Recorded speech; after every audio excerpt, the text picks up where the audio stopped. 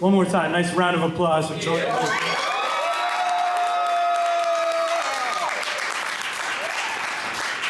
What up, what up? Welcome back to Maine. You did a show for us in 2018. Where at? Maine State Pier, we had Big Boy Fabulous, and it was you. I remember that. There was like a hometown vibe to the show, even though you're from Massachusetts. New England has a ton of love for you, and is definitely very supportive of all of your accomplishments. Thank you, thank you.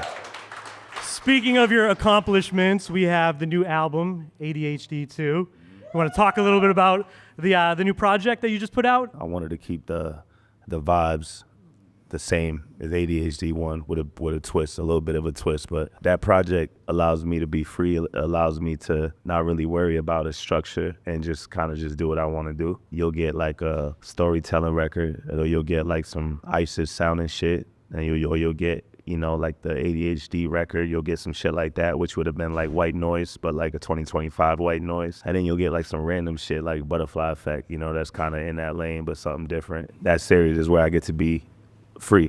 I get to do what I want to do on that project, so. The sequencing, like I find it fascinating where the tracks fall in the album. Like I love that the Denzel skit hits and then White Noise comes right after that. Like was that intentional? What's your thought process when you're going into actually sequencing the album? I wanted to follow kind of the same structure as the first one, just kind of get different celebrities to like play a part in it. You know, in the voice notes and the voicemails and stuff, they really help with the transitions. When you're creating records at random, I mean, because if you listen to, you know, One of Them sounds completely different than White Noise, or the Way That I Am sounds completely different from Butterfly Effect. You know, you can't put One of Them before or after White Noise, so that has to fall in a certain sequence.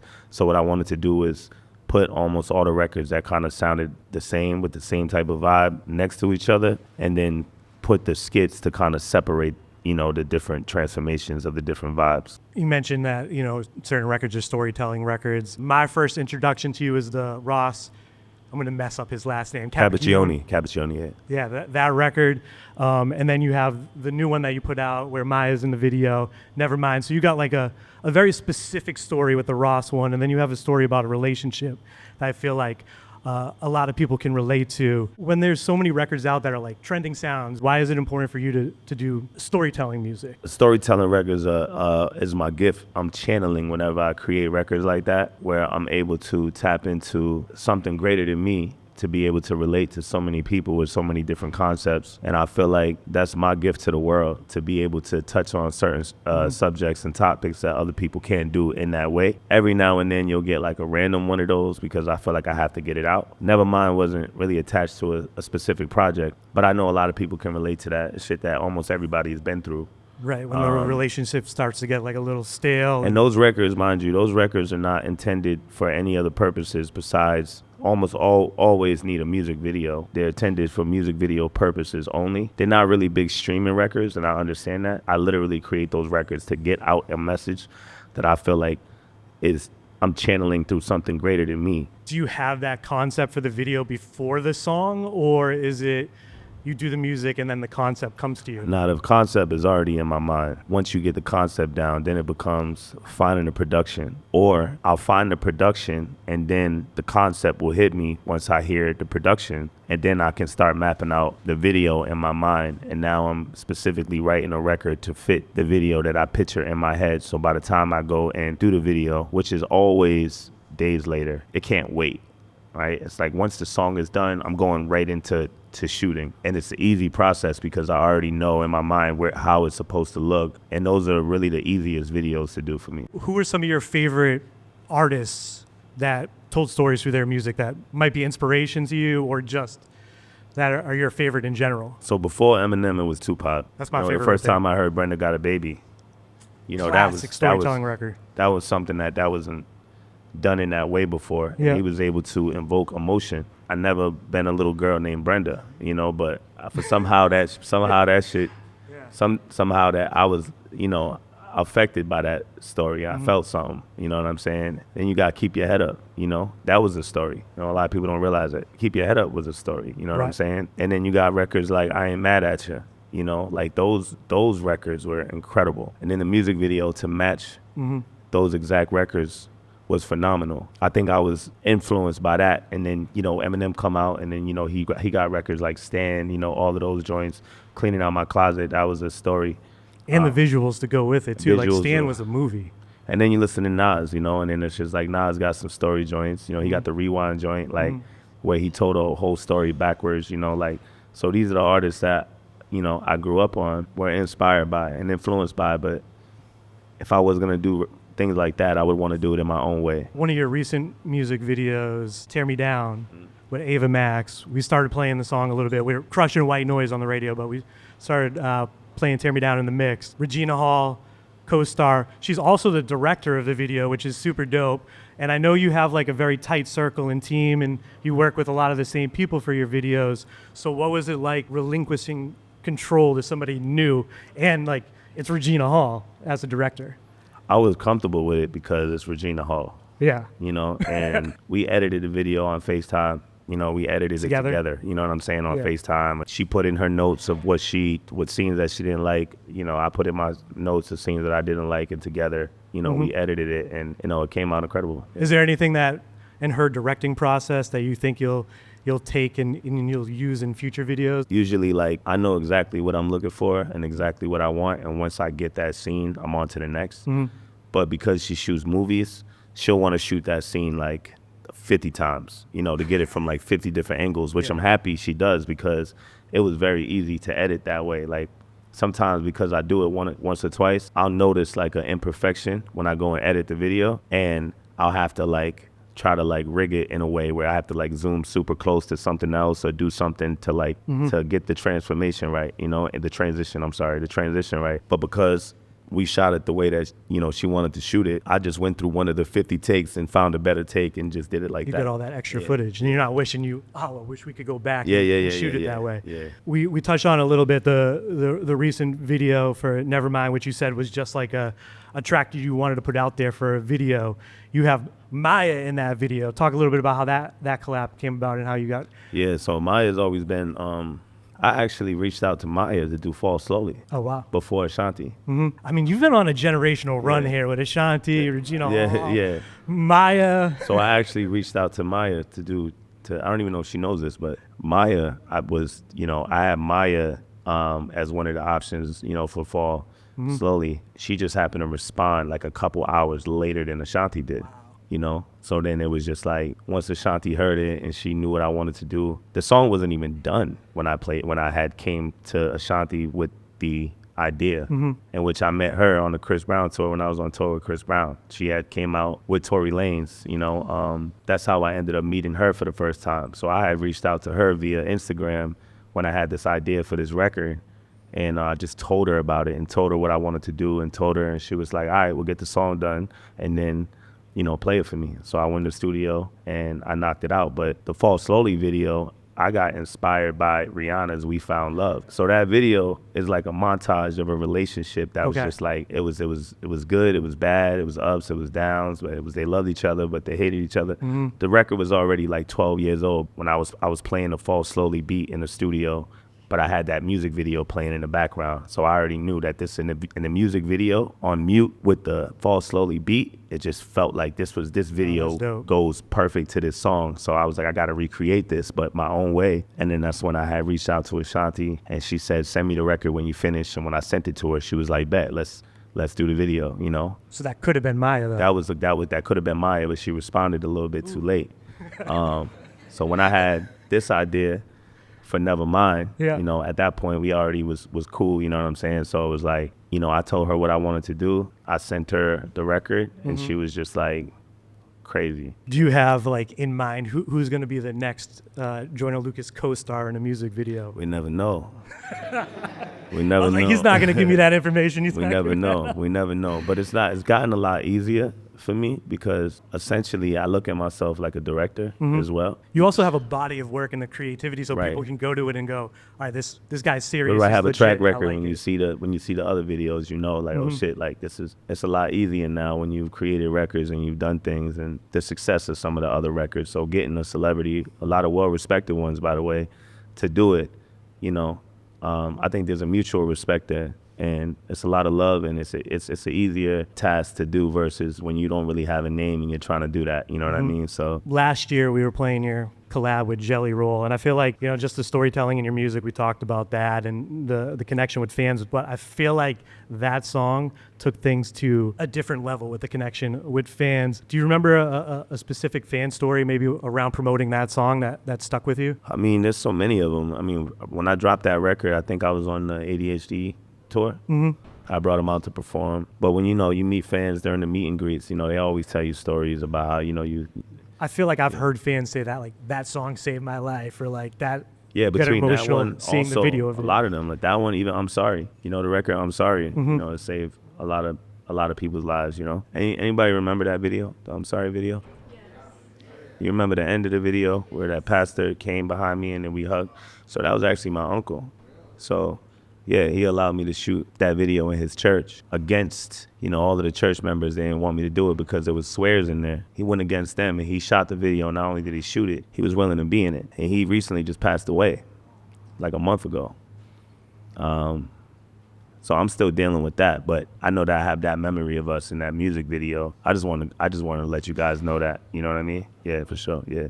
Appreciate that. Yeah. Industry peers or people that you said you grew up listening to Eminem give you high praise. And I've seen a lot of like praise from the hometown of Worcester. What does that mean to you? I saw recently, you know, you got the key to the city, and then recently the street that you grew up on, they rename after you, which is awesome. It's incredible. So like, it's one thing to see like Eminem, somebody that you grew up listening to, and have him, you collab with him and have him talk about how great you are as an artist. Well, what's it like to see all the love coming out of your hometown and New England in general? I mean, it's phenomenal, man. Like, you grow up there, you know, you got a lot of love for the city, and, you know, you go on and you accomplish things, and then, you know, the city is giving back to you now, you know, and they looking at you and they're giving you street names and they're giving you days and they're giving all these things. So it's just like it just lets me know that they you know, they really got my back and they really fuck with me out there. Anytime that you're in the Worcester TNG, my mom will take a picture of it and send it to me. That's fine. Because that's like her way of connecting with me. She's like, I know my son is a DJ at a hip hop station. Yeah, that's fine. And this is happening in Worcester. So she's like, do you know Joyner? I'm like, we're doing this thing this weekend at Austin Street Brewery. Worcester, not necessarily like a music hub. Although anytime I tell people I'm from Worcester, they're like, I saw this show at the Palladium, and they start raffling off shows that they saw there. What's some advice you would have for somebody from a city like that trying to make it in an industry like the music industry? I would say take advantage of social media, because we're now in a time where it's a direct consumer base. So it's like you go straight to the people. You don't really need the approval of a label anymore. You don't need the approval. You don't really need to know anybody. You don't really you know, we living in 2025. So 20 years ago, you know, it was like you needed connections to do certain things. But now you got TikTok now, right? You got all of these platforms that allow you to kind of, you know, go viral. And I would just say, like, you know, just be as creative as you can and just be different and stand out and realize that there are over 200 songs dropping every single day on DSPs.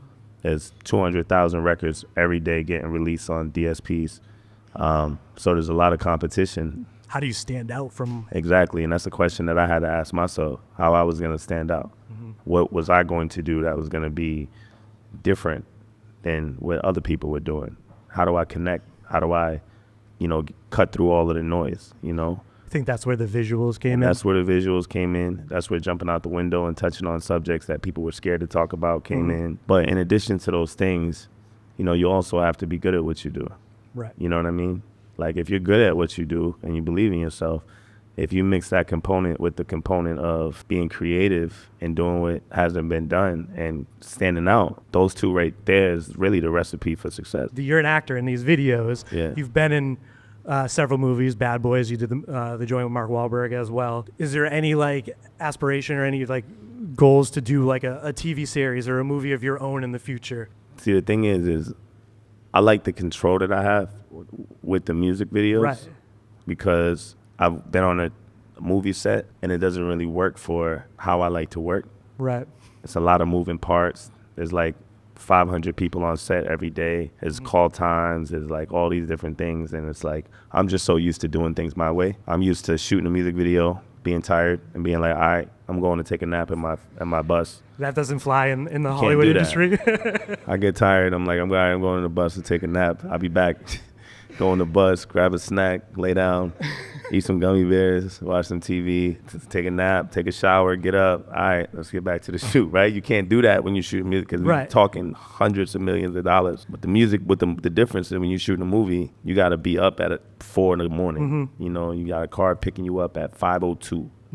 5:02. Like, why 5:02? I don't know. Why not 5:02? Okay. Car pick you up at 5:02 to take you to base camp. Base camp is where everybody goes, where you get your hair, your makeup, all that, whatever the movie entails, and then you get breakfast.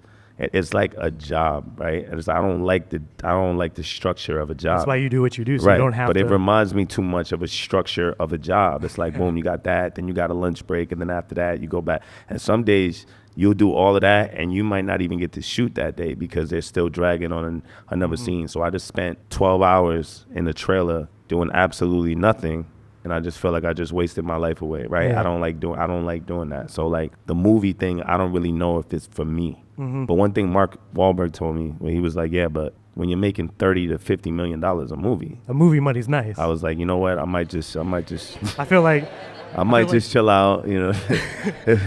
ask Ludacris about those Fast and Furious. Right. So it's like when you getting that kind of money, when you making that kind of bank, it's a little bit of an easier pill to swallow when you got to do the regular 9 to 5 shit. Yeah. Like, what time I'm waking up? 5:02. I'm outside. I'm ready. It's different. You know what I'm saying? Yeah. One of my favorite videos of yours is the Broski video. Yeah. And I heard that you were kind of like, it was like a concept that you were going to do like a pilot, and then you want to do like a TV series off of that. Yeah. So Broski, it's probably, honestly, it might be one of my favorite records of mine. It's dope because it's so personal to me. Yeah. All of the storytelling records are for other people. That one's for you. That one was for me. Yeah. Right. That one, I had to get that one off. Pause. So I got Rotimi, and he played that role very well in the record. She's great. He crushed it. And I've never seen Rotimi act. You never watched Power? Never watched Power. Wow. I've seen him in this one movie with Cat Williams. I think it's called For the Love of Money or something. So you just knew him from music? No, not even. I knew him from doing music, but when I had created Broski, I didn't really have. This is one record I didn't have an idea about the music video, what I wanted to do. But when I had seen him in a movie acting after the song was already done, I had his face in my mind. Pause, and I knew, I'm like, this is the guy to shoot the music video. And then I had came up with the treatment and all of that after the fact. But I was, after the record, I said, yo, this is such a powerful concept. What if I turn this into like a series? You know what I'm saying? Yeah, that was the plan. But then Rotimi, he ended up doing other movies and getting busy, and then I had to put out projects, and it just kind of just. I know we got a bunch of questions that we're gonna get to from people in the audience, but one last question that we ask everybody that comes through. They say the Maine State motto is the way life should be. So I always ask, in your words, in Joyner Lucas's words, what's the way life should be? Life should be what you want it to be. Simple as that. Life is what you make it. All right. Perfect. Sounds good to me. But you got to work to get there, right? Because some people say life should be a certain way. It's because they're probably not living the way that they should be. But if you work hard, then you be living already the way that you want to be living. I don't feel like life should be anyway because I'm living exactly how I wanted to live. But before I was me, then I was saying life should be like this or life should be like that, right? But I knew in order to get life like that, I had to bust my ass and get to where I needed to be. So now life is what it should be for me. Can we open it up for a few questions from the audience? Yeah, I'm here. I'm chilling. What we talking about? What's up? We got Haley. She's got the microphone, right? Yeah. Caitlin is up first. I'm not going to feedback. Not today. Yeah. Caitlin, all yours. What was the hardest song for you to record and produce personally for you? And emotionally. I got this one record called Forever. And I got my first son in the video. That record was extremely emotional for me because I'm talking about how I wanted to make a decision to get him aborted for selfish reasons. And when he had came out, he was actually the highlight of my life. So I started feeling bad about me wanting to do that. But then on the song, I'm actually talking to him about that, but he's baby, you know? To have him in the music video and to doing all of that, it was emotional for me because I know one day he's gonna grow up and he's gonna listen to that. And I wonder what he's gonna feel about that, you know? So that was definitely probably the most emotional record that I've done. Great question, Caitlin. Yeah. Up next, we have Clarence. How do you feel about the younger generation listening to your music and the emotion they get out of it? How do I feel about the younger generation listening to it? Yeah. In what sense, though? What do you mean by that? So I have a 17-year-old and a 13-year-old who love you, and their emotions that they get out of your music is kind of amazing, especially out of things that they haven't gone through in life yet. How do you feel about them having that emotion? I'm actually out of the loop when it comes to how people feel about my music, because I just create it and I put it out. I just get to the next joint. Yeah. Right? So I don't really see too much of like what people feel about it, what they don't feel about it, except for some comments and stuff here and there. And you get hundreds and thousands of comments of people saying, oh, I like this, I love this, but I never see what age they are. I know click into their profiles and be like, oh, he's 12, oh, he's 15, oh, he's 85. I don't know. You know what I'm saying? Like, only time I know is when, you know, I might be somewhere and then someone's like, oh, my son's a big fan of yours, can I call him? Or, yo, da-da-da-da. Then I'm like, oh, okay. But aside from that, I don't really be knowing, bro. I just do the music, and then whoever receives it, they receive it, and then, you know, yeah. Also, we talked earlier, you haven't really done much since the album dropped, so you haven't really get to experience being out in that. Yeah, no, I had after ADHD 2, this is my first interview. Like, I opted out of, like, I didn't do a lot of the places that wanted me to do interviews, because I felt like I don't want to repetitively keep going to the same places after every album drop, you know? I kind of like being mysterious. Maine is mysterious. So. I feel like I feel so lucky that you're here. I feel like I did a lot of that during Not Now and Busy. I was just doing every interview, and I was just everywhere, from Sway to the Breakfast Club to all of these things. And I felt like I overexposed myself. Mm-hmm. And I don't like feeling like that. Like, I feel like I'm talking too much, and I'm just answering too many questions, and I'm saying I'm giving too much of my me away, and I kind of like to keep that for the music. So That's why I kind of stopped really doing interviews like that. I mean, social media has done that too. Has made, you know, stars and celebrities so accessible. But like when we were growing up, you mentioned Pac or Eminem. Like, their life was mysterious until you like heard those songs. You've seen them on the news. Yeah. So you've seen them on the news, or you heard songs, or you've seen them in the interviews on TV, but that was barely. So yeah, it was a certain mystique, a certain mysterious. And that made them even bigger though, like even larger than life. Yeah, I don't ever want to feel like I'm too accessible or like I'm too like out there, you know, because that's not really like my style, my vibe. I like to just create music, just stay in my own little personal space and just, you know what I mean? Yeah, makes sense. We got a couple more. We'll do 2 more. Yeah, as many as you want to do. We got Dan up next. How does it feel knowing fans have an emotional bond to your content? It reminds me of when I had emotional bonds to certain, you know, records. You feel like you're being heard. You know, you feel like somebody else out there in the world that relates to you. Especially if you're somebody that don't like telling somebody your problems. You hear a song where somebody's saying exactly how you feel or exactly what you think, and you're like, damn, there's somebody out there that feels like how I feel, and then you take a liking to them or the music based off of that. And then those fans are getting tattoos on my face and, you know, my name, and I'm like, damn, that's a big thing. Like, well, what made you do that? You know, and then you're like, oh, you saved my life. You know what I'm saying? So it's like, I don't care what people say. What I could do for you after what you did for me is I could put your face on me forever, pause. And I'm like, well, that's fire, you know? So I can connect to that because like I've went through my moments in life where I hear certain records and somebody's saying something and I'm like, oh shit, like this person feels like how I feel. I think it's dope that I'm able to return that. We'll do 1 more, Haley. Last but not least, Adrian. What's up, Joyner? What's up, bro? Adrian's girl, by the way, was very excited. I'm like in love with you. She ain't get dressed up like that since our first date. But if you had a chance to make music with anybody other than anybody you already did already, alive or dead, who would it be? Alive or dead? Yeah, there's 2 different. There's like 5 different answers to that. Man, shit. We're talking hip hop. Are we talking? Like, I'm trying to hear everything, man. I'm trying to hear any category you have. So first person that comes to mind is Tracy Chapman. Okay. I love Tracy Chapman. All right. Right, like when Luke Combs was able to perform with Tracy Chapman, like I was so jealous because I love Tracy Chapman, but I was so proud of him and so happy that he was able to, you know, have that moment. I wish I was there. But it's things like that I'm like, like that's fire, right? And it's like, I wish that I could do a record with Tracy Chapman because I love Tracy. And then, you know, you got Pac, you know, if we going dead, you got Pac, Michael Jackson, obviously, right? You got people like that. So like, again, it's a lot of different answers to that. I'm happy you did that song with Will, because I was like, man. Yeah, if Michael Jackson was still alive, Will would have been Michael. Oh, okay. That song would have been Michael. Yeah. And I would have went into, you would have seen Joyner dancing and doing the,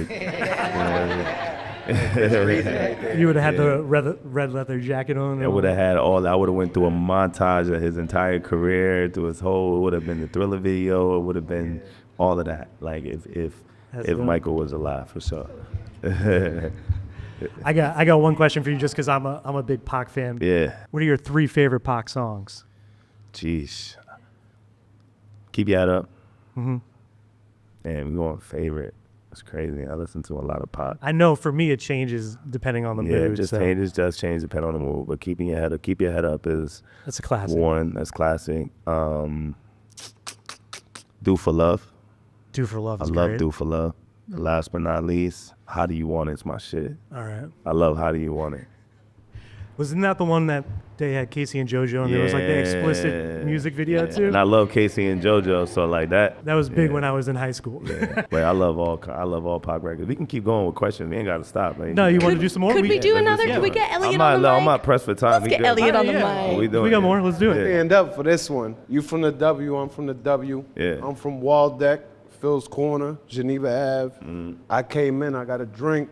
I see my OG, Tally Clemens. TC, you had him in your video. He's the first OG to give me a pair of Jordans when I was younger. It hit home. What record are you talking about? We were playing the videos on the screen up here. Yeah. That's what you're talking about. We had one of the videos. He was on the there. father figure to the younger kid in the canoe. Oh. That's Yeah, my OG, yeah, Tally yeah, Clemens, yeah, TC yeah, from yeah, Phil's yeah. Corner. Yeah. That hit home. My Yeah. hairs was like, it's crazy. Yeah. You know what I'm saying? It just hit home, and I felt like I was supposed to be here today, and I can appreciate anything coming from you from now on. Like the uncle situation to the church. Yeah. That's me coming from Puerto Rico as Yeah. a Puerto Rican, moving into Boston to not speaking English, to teaching my parents how to speak English. It just like, I can't wait to talk to my mother about this situation. You know what I'm saying? I appreciate you, G. It hit home, my G. Respect and love, bro. I appreciate you. Thank you. We got a couple more, Haley?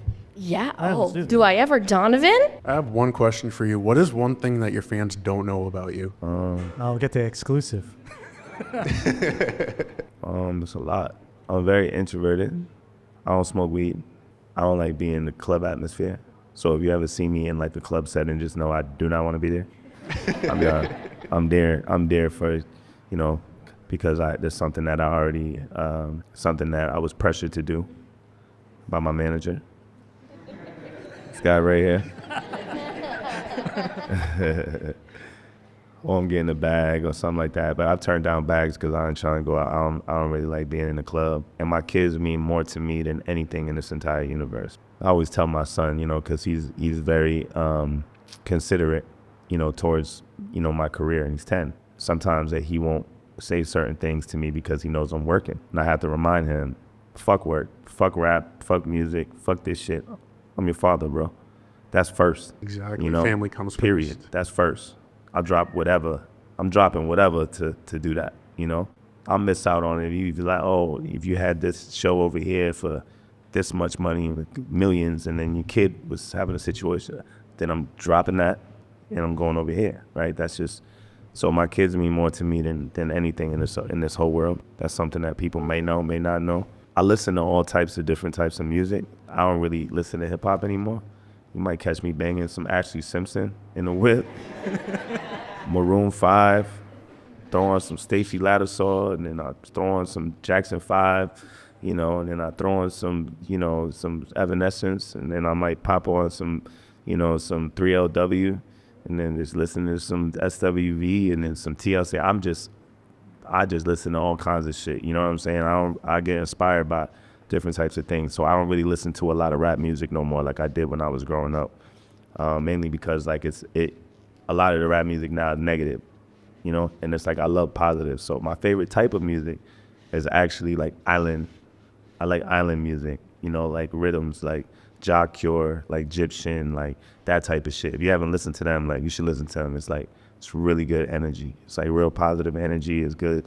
It's like I listen to a lot of that. That's how I get inspired to create rap shit. And I don't know how, but that's just, you know, something else about me. I love to cook. I'm really a chef. Like I really am about that life. Like I really like to cook. And I really enjoy the simple things, you know, being able to spend time with my kids and take a drive in one of my cars and like just, you know, go eat some food. Oh yeah, I'm fat as fuck when it comes to feed up. It's another thing. Drew knows that. I'm a foodie. Like I love food, bro. I'm supposed to be like 700 pounds. I don't know why. I'm really supposed to be a fat motherfucker, but I know when it's time to like fast and chill out. But I love to eat. What else? I know. I'm just kidding. It's an intimate moment. So I gotta, you know what I mean? What are your 3 favorite Ashley Simpson songs? No, I'm kidding. That was going to be my question. Pieces of me. It's the next joint. Do you have more questions? How many more do you got? Oh, I could keep going. Yeah. You want to do a couple more? Yeah, I'm chilling. All right, yeah. Joyner's let's do it. All chilling. right, cool. Brittany, you're next. Hello. What's up? What is the best advice that you've ever been given? Best advice I've ever been given. All right, so I was I think 20, I'm like 20 years old, 21. Some kid I used to rap with, you know, back in the day when I was like 21. He ended up getting a tattoo. The tattoo said FAD, and I said, what the fuck does that mean? He said, fuck all distractions. And that shit, like, I kind of took that personal, because I'm like, damn, I don't think he realized how much just that little phrase meant to me, because I was distracted by that. I was distracted by women. I was distracted by just regular life shit. So I felt like I couldn't break through because I was so distracted. But once he had got that tattoo, I ended up moving. And I went far, far away. I went to Montana, and I completely got away from all my distractions. And I knew that the only way in order for me to really break through in life is to get away from distractions, because as long as I'm distracted, I'm never gonna get to where I need to go. How can I focus on getting to where I need to go if I'm distracted? I ended up getting this shit tatted on my hand. And whenever I look at that shit, and that's what really drove me and pushed me to where I need to go, just that little FAD shit, that shit really took me to where I need to go. Because anytime I felt myself getting distracted, you know, by friends, women, fucking, you name it, I just look down on my hand and be like, nah, I'm not doing that shit. I gotta stay in the studio tonight. I gotta write this record. And it's easy to be distracted when you got a bad bitch on your line, like, yo, come over. And you're like, damn. Count my money, party with bitches, right? So you like really you don't know what to do. But then when you get that FAD, you know exactly what to do. And because of FAD, I was able to really push through, because I really took that shit to heart. Like, yo, it's really fuck all distractions. You know what I'm saying? So that's my best, that's my greatest advice I can give to anybody is fuck all distractions. Once you fuck all distractions, then you can get to where you need to go, because you're not distracted by nothing. I know this shit sound like some cliche advice, but that shit real. Where'd Haley go? I'm over here now. Oh, I'm fast. We have Ryan up next. So I'm a huge fan, but I was wondering what sort of inspired you to make ADHD and ADHD 2, because those are two of my favorite albums that have gotten me through a lot of stuff. Was it like a personal experience that made you want to tell that story? So as I was growing up, I do want to, before I get to that, I forgot one very important thing. The homie that had got the FAD tattoo, he actually passed away too a couple days ago. His name was Aishan. So he was a really good friend of mine, so shout out to Aishan.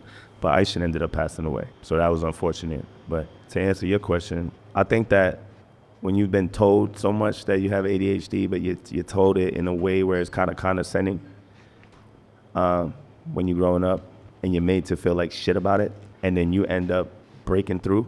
The highlight of ADHD is really, what that is for me, is really, fuck you, the kid who had the ADHD that you was talking shit and saying I wasn't gonna do this, da-da-da-da.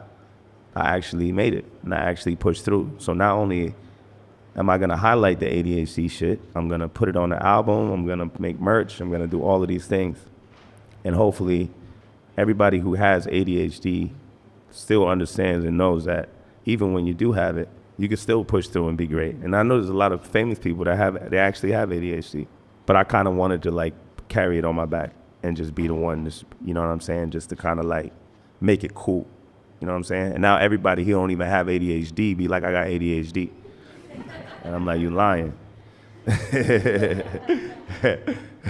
You're moving over I'm there. over here. All I got Ethan over here next. Yeah. What's up, Joyner? I hope you're doing good. Yeah, respect. What's your sort of process with motivation? And I guess FAD is probably one of the biggest ones, but getting motivation to actually do stuff in life when you feel like sort of everything is going wrong, and also like you don't feel like you're in the right sort of environment or area for yourself. You know how people say speak into existence? I like to live into existence. So like Drew knows, what I'll do is like I'll go, I don't know, we talking pre-money or money, right? It's different. If we're talking about having no money versus having money, like I would go somewhere and go rent a big ass house and, you know, go rent some fly ass cars or go do something that inspires me, and then I'll get back to it, right? I gotta go see some shit. I gotta experience some shit in order for me to be inspired enough to go. Because you're never gonna be motivated if you are still in the same situation. So you have to give yourself an experience. You know, with that you become motivated. Yeah.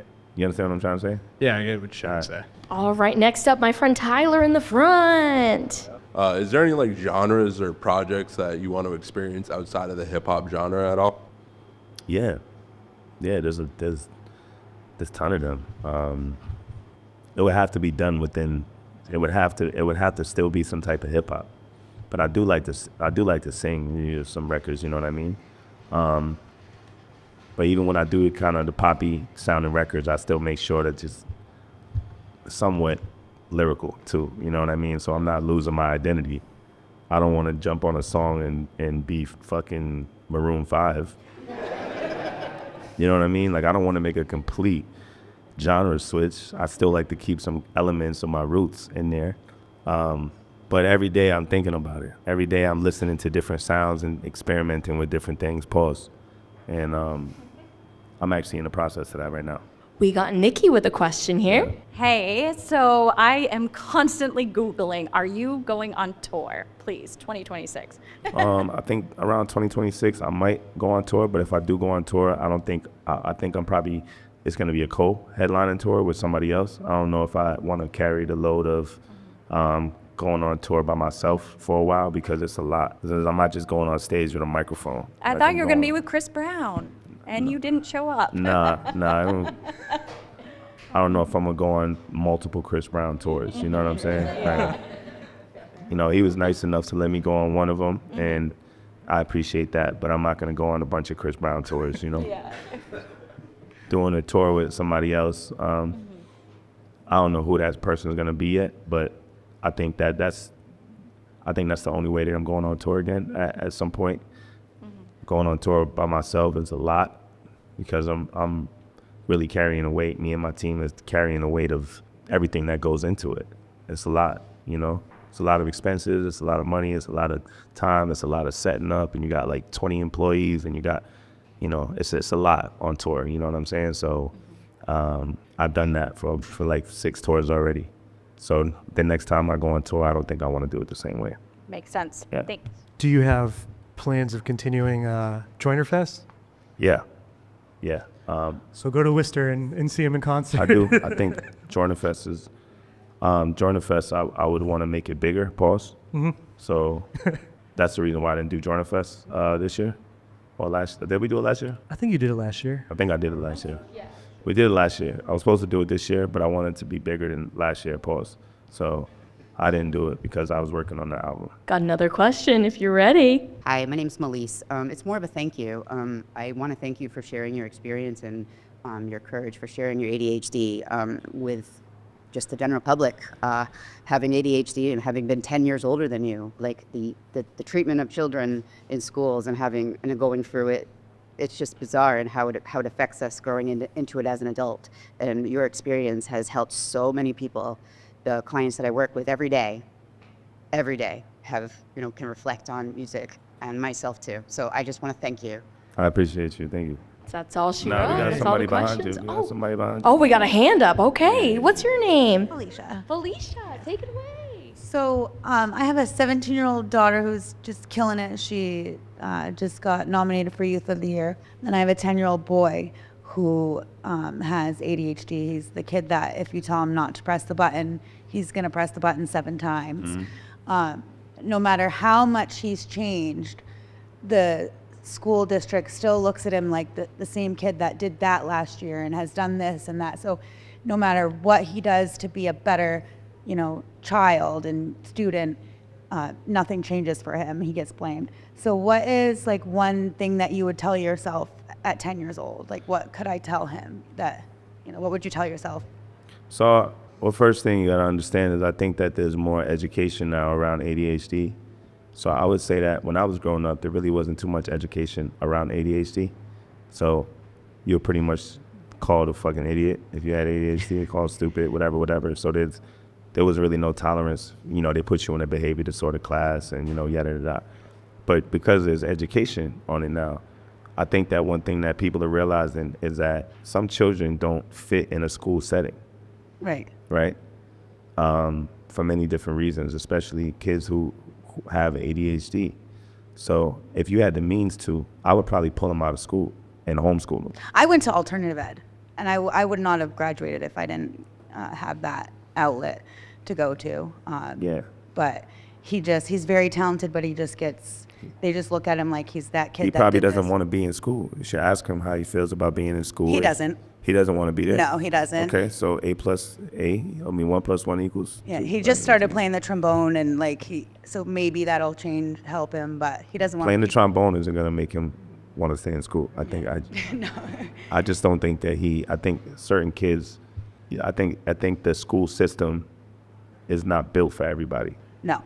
So I think that some children are better off being homeschooled, and they're probably going to thrive. But I should have been one of the kids that were homeschooled because I don't think I really fit in the school setting. Anyone else? Hey, Joyner, my name is Chablis. I just also wanted to give you a thank you. I'm a foster child. I went to South High. I went to North High. I kind of bounced around, and I'm like an old school fan, like old school rejects. Oh, yeah. Back in the day type. Yeah. So I just wanted to say that we're like super proud of you. Thank you. So I just wanted to give you a shout out and thank you for all your contributions to the culture, really. Thank you. I appreciate you for sure. Thank you. One final? In the back corner. All right. So we're big fans. But in the Fuck You Mean song, you said you were drinking Wu-Tang with Inspector Deck. So I was just curious what your favorite Wu-Tang song is. My favorite Wu-Tang song, oof. I like Cream, pause. Yes.